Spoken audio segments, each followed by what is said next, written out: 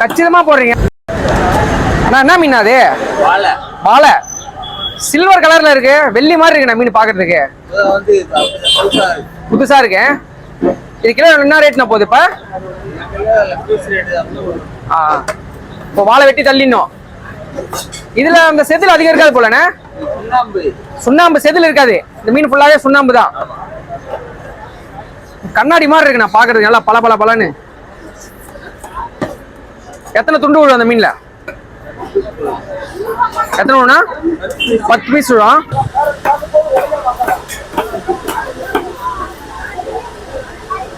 இந்த மீன் எந்த சைஸ் தான் போடணுமா துண்டு?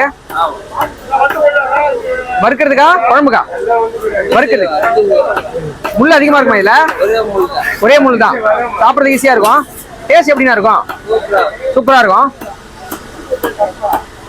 கச்சிதமா போடுறீங்க ஒரே அளவுல.